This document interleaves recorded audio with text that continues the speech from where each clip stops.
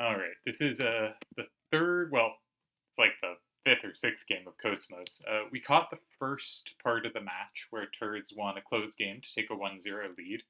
Here, Delial won an open game to tie it 1-1. I am currently running the solver on it, but it really slowed down as soon as I opened the video recording, so maybe someday we'll know the answer, but not yet. But Turd started in 1, and Delial played in 2, and the question they sent me, which I'm checking with the solver, is was 2 a winning move? Which we'll eventually learn. That said, we're on to game 3. It is currently tied. They are playing random open closed. Match tied 1-1. It is a best of 3.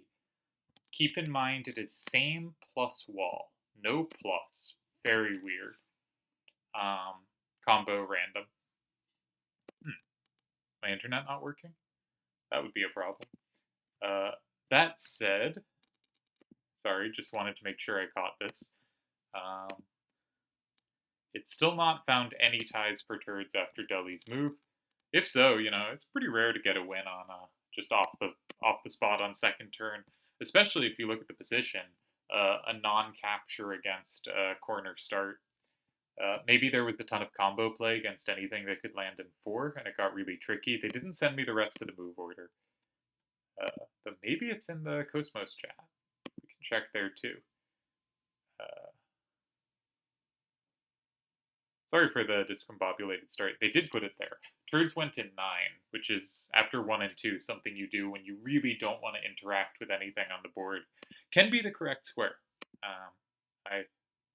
One of my prouder moves in the return was a move in 9 after cards in 1 or 2.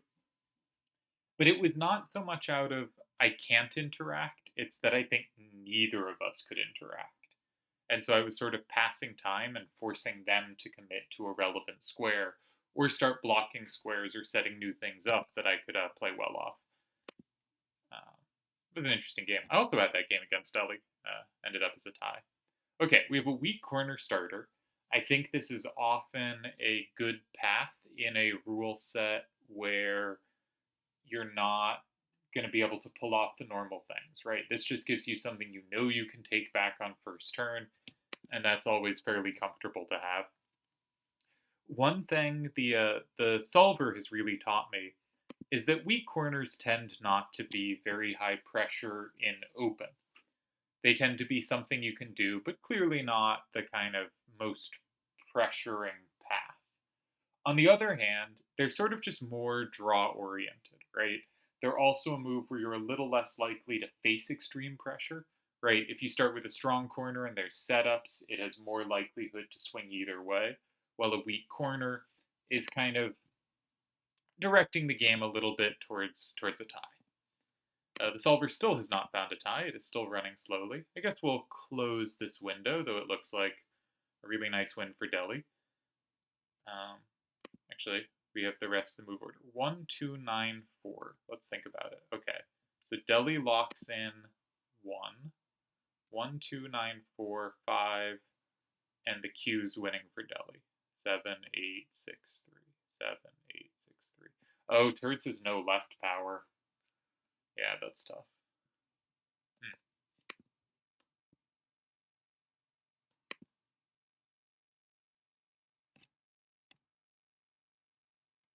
Interesting line.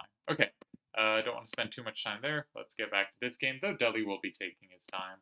So maybe we're just in no rush anywhere, and I'll keep reading the Discord and see if anything's happening there. Oh no, I don't want to see post and balance of power right now because I don't want to have to record 2 games at once. Sir Deagle played Selder. Okay, shame I missed that, but I guess that was losers' quarters, probably. Maybe losers. Yeah, it must be losers' quarters. Okay. Anyway, we're back. This is the the potentially deciding game of a finals. They're both eyeing some form of history here. I'm gonna bring up my leaderboards. If Deli wins this major, and I am pretty clearly deciding these count as majors. This will be his 7th major, and that ties him. I'm sure I'll have already made a video about this by the time this comes out that will have come out earlier. if he goes on to do so. This will tie him with Yojimbo for the most majors won. And also, one really interesting thing about Delial's major wins. Currently, I'm on 6, Deli's on 7, and Deli's on 6, I'm on 6, Yojimbo's on 7. Of course, if Deli wins here, he moves to 7. Is Deli has won it in a larger variety of formats than anyone else. He's won multiple SEs, he's won a Triad Wars, he's won a TTAC, a site championship, he's won a Team Rhinoa, he's won a closed tournament. That's 5 different types. No one else has won more than 4. And KOS-MOS is a new type, and he will be the first to win it. That will be a 6th. He has also won TTN tournaments, so if you counted that, I have not been including that in people's scores, but if you did, that would put him on a 7th type. Deli has won in a wider variety of formats. I forgot the decks were so limited. If these players are being really on their game, they should have the deck lists open so they know what it's possible for the others to have. If I was to make a prediction, I would guess Turdz has done that, and Deli has not, but Deli has a good enough feel. I don't know if that's, a terrible handicap, but I think this is something you should do on this kind of rule set. When there's very limited decks, you should see what cards are there. There is a chance you start reading too much into it, right? When you see a list of cards and see a card that's perfect, you kind of just decide they have it, right?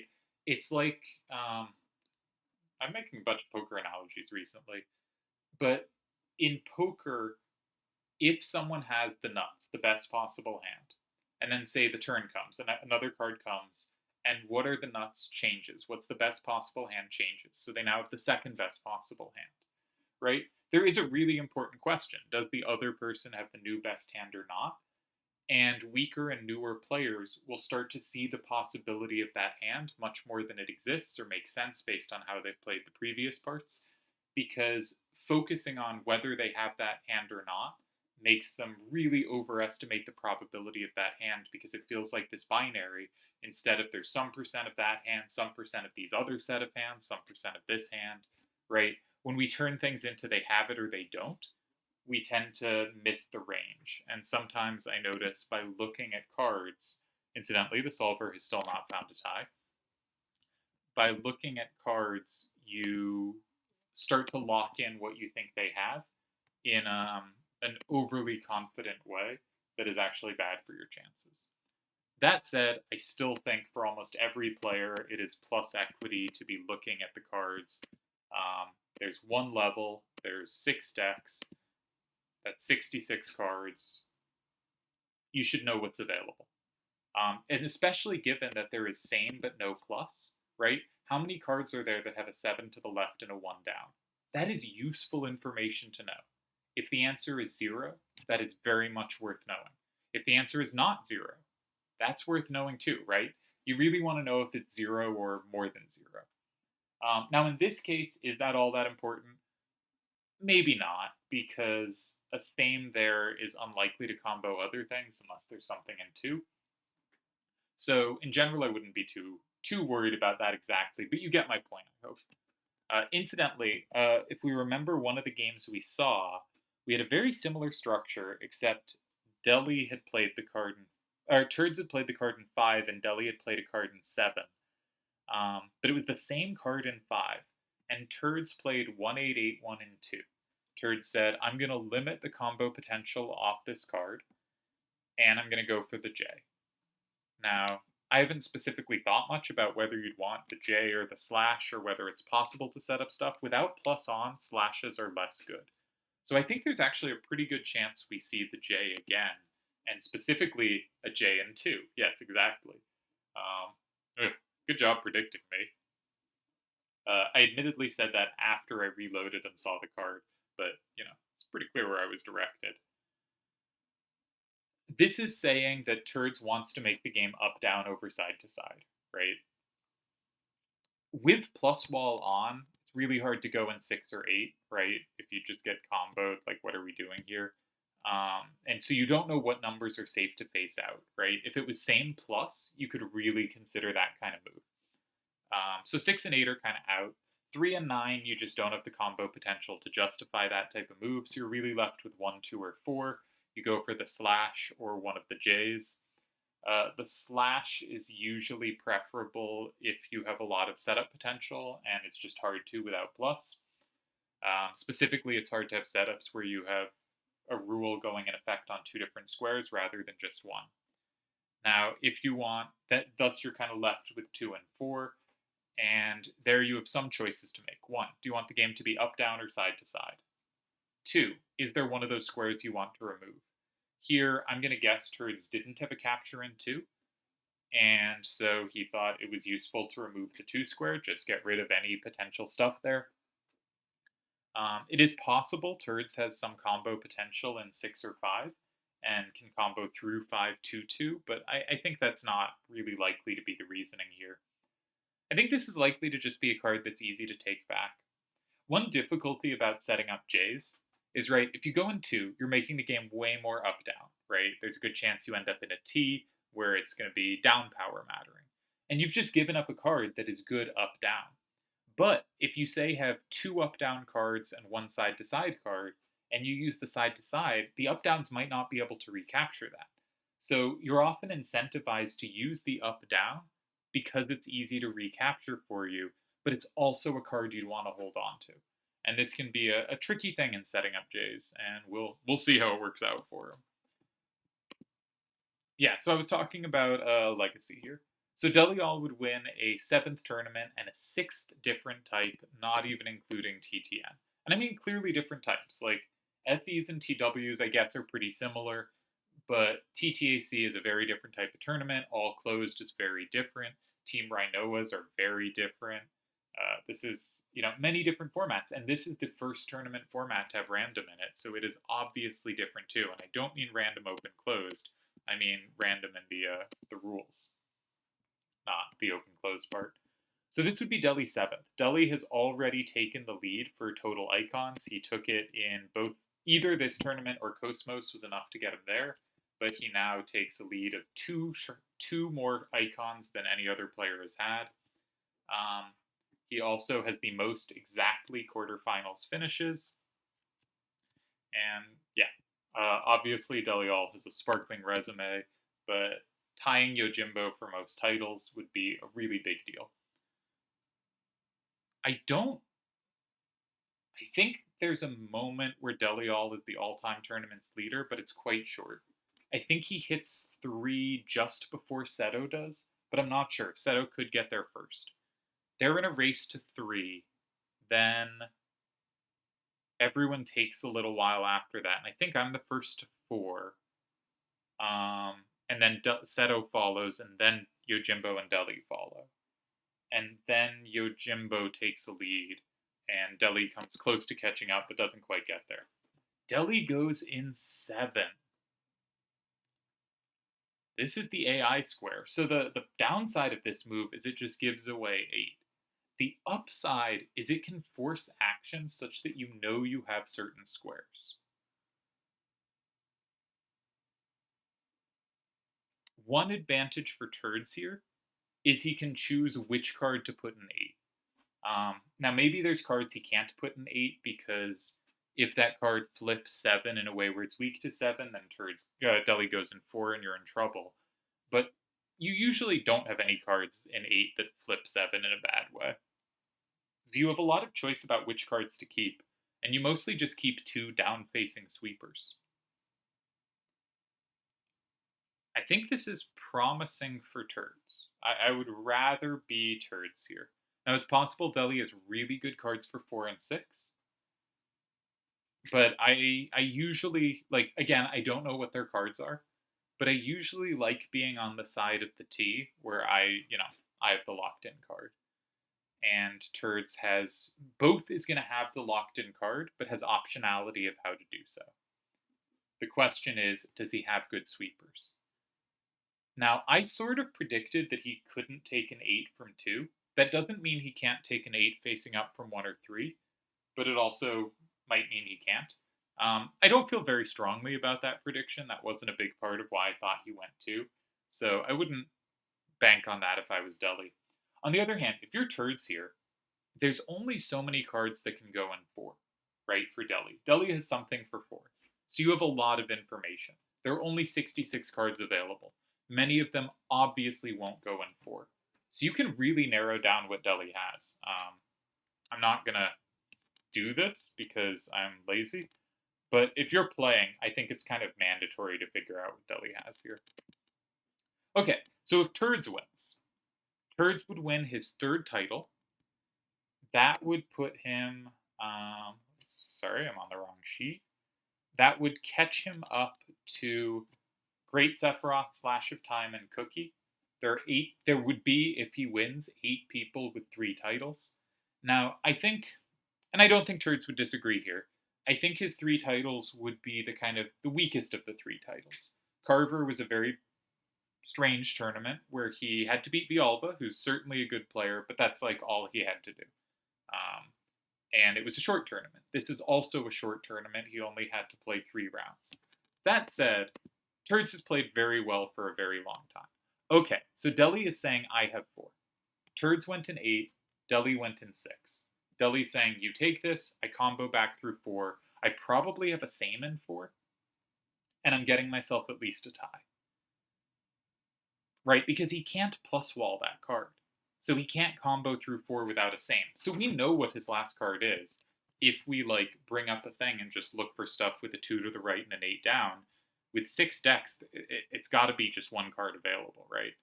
Like, say, 7-2-8-3. I don't know what the card is. But I'm pretty confident Deli has that card.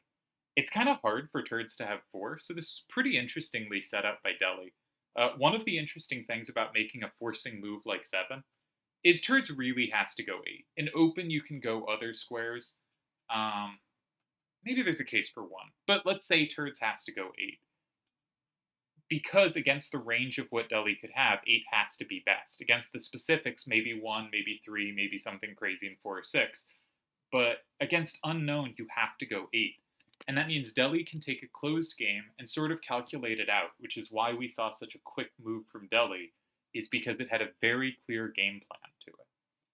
He has 4. And the question for Turdz is, can he block 4? And blocking 4 is really scary, because anything he puts in 4 will overpower 5.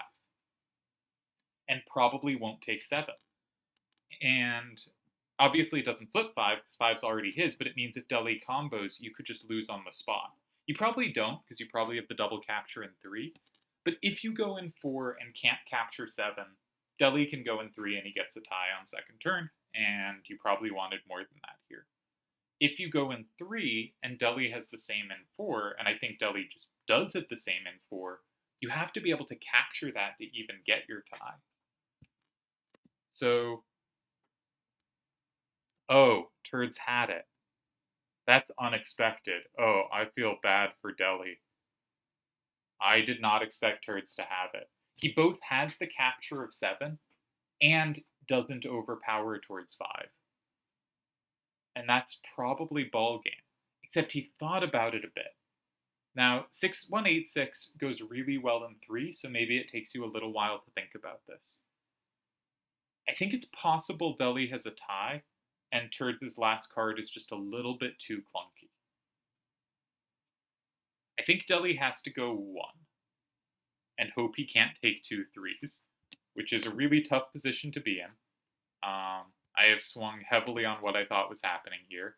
It is also possible Turdz is just 1, in which case, huge congratulations. I think you gotta go 1. 2 3s is harder to take than a 4, in general. And I think on level 6, cards are clunky. It's possible a message has been sent that says it's over. But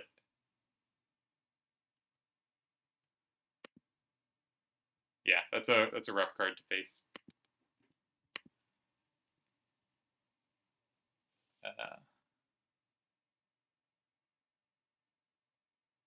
For what it's worth, it does seem 2 was winning in the other game. I'm going to close that out.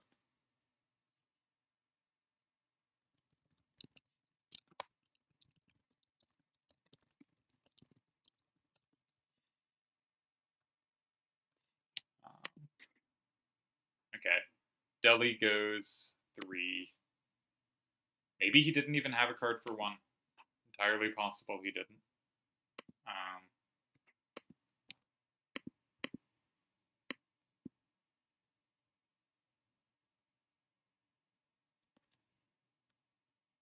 Yeah.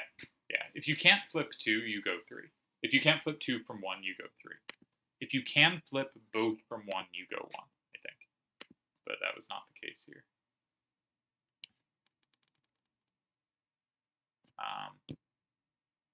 And Deli did have the same M4. That makes sense, right? He had to have a card like that. All right, I don't want to say anything until it happens, but yeah, I know I was just saying, yeah, so, okay, Turdz didn't have the double in 3, right? He didn't have a forced win, that's why he had to think. And so if Deli did have a double capture in 1, he holds. I don't think he had it. I think he would have played it if he had it. But that's why Turdz had to think there. That makes a lot of sense. And I think Turdz made a good call to go in 4. Obviously, it's a tie or better, and it's a good chance to be better. And also, your opponent will just think they've lost, and some people will make bad decisions when they think they've lost. So yeah, this is Turd's 3rd championship, and he has the potential to get to 4 because he's in the finals of Triad Wars 15 right now. This is his 3rd championship. He becomes the 8th player to win 3 championships. This also gets him up to a whole bunch of other things. Yeah, I'm going to have to be updating numbers, but huge congrats. Pushes him past Doc Evil, Nightwish, Kamikaze, Koner, Vid, and Broccoli, who he was tied on with 2 titles. He gets to 3, and if he gets to 4, he catches up to Seto, which Seto will hate. So that would be great. Except that he'd have to beat me, so that would be terrible. But yeah, congrats. And a tough spot for Deli. I like how he set it up. I thought when he went in 7, I didn't like it until I saw his move in 6, but then his plan just made sense and I think was a good plan. This is the kind of plan I try to execute on 2nd turn. And he forced the action to get there, and he forced it correctly. But Turdz had a very specific card to put in 4. And Turdz kept good sweepers for that up-down game, right? 7556 is a card that can retake in 1 or 3. It's not great up-down. It's at least not great down.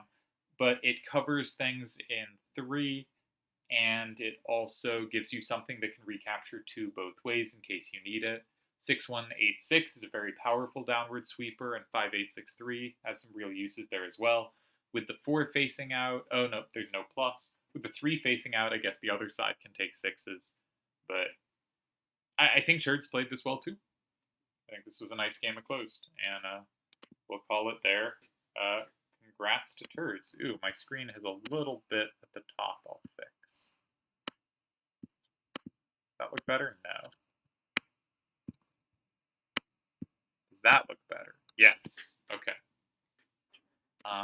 Yeah, I guess that's all we got.